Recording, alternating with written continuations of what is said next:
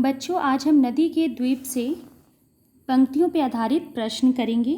देखिए, पंक्ति है, माँ है वह, इसी से हम बने हैं, किंतु हम हैं द्वीप, हम धारा नहीं हैं। स्थिर समर्पण है हमारा, हम सदा से द्वीप हैं, स्रोतस्विनी के। प्रश्न है, कवि और कविता का नाम लिखकर बताएं कि कवि किस काल के, किस धारा के कवि हैं। दूसरा प्रश्न है, किसे माँ कहा जा रहा है और क्यों। तीसरा प्रश्न है, द्वीप की क्या विशेषता है, द्वीप की विशेषता क्या है। चौथा प्रश्न है, प्रस्तुत कविता का सामाजिक संदर्भ उजागर करें, अथवा करके पूछ सकता है कि प्रतीकात्मक है, समझाकर लिखिए। इन दोनों का आंसर वही है, बस आपको समझने में ये है। तो पहला प्रश्न जो है बच्चों, कवि और कविता का नाम लिखकर बताएं कि कवि किस काल के, किस धारा के कवि हैं। तो यहाँ आप लिखेंगे कि कवि का नाम सच्चिदानंद हीरानंद वात्स्यायन अज्ञेय और कविता का नाम नदी के द्वीप है। कवि आधुनिक काल की प्रयोगवादी धारा के कवि हैं।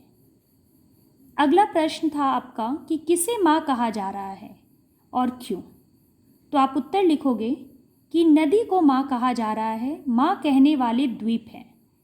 उनका मानना है कि द्वीपों की रचना तथा संरचना नदी के द्वारा ही की जाती है, वही उनको आकार और स्वरूप देती है। तीसरा प्रश्न है, द्वीप की विशेषता क्या है। आप लिखिएगा कि द्वीप की विशेषता है कि वह नदी का एक भाग होकर भी उससे अलग अस्तित्व रखता है। नदी ही द्वीपों का निर्माण करती है, उसकी धारा से उसे रूप स्वरूप देती है, उन्हें कटाव व कोण प्रदान करती है, परंतु फिर भी वे धारा नहीं है। वे धारा के साथ नहीं बल्कि अपना अस्तित्व बनाए रखते हैं। उनका समर्पण नदी के प्रति स्थिर है। अंतिम प्रश्न है, कविता का सामाजिक संदर्भ या एक कविता प्रतीकात्मक है, समझाकर लिखिए। दोनों के उत्तर एक ही हैं। आप लिखिएगा कि प्रस्तुत कविता एक प्रतीकात्मक कविता है। इसमें प्रतीकात्मक मतलब प्रतीक माना गया है। इसमें नदी, द्वीप तथा भूखंड को प्रतीक के रूप में चुना गया है।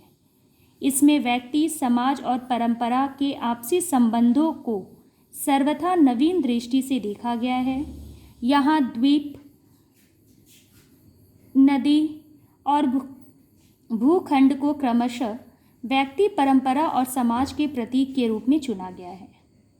कवि का विचार है कि जिस प्रकार द्वीप भूकायी खंड है, परंतु नदी के कारण उसका अस्तित्व अलग है, उसी प्रकार व्यक्ति भी समाज का एक अंग है, परंतु सामाजिक परंपराएं उसे विशिष्ट व्यक्तित्व प्रदान करती हैं।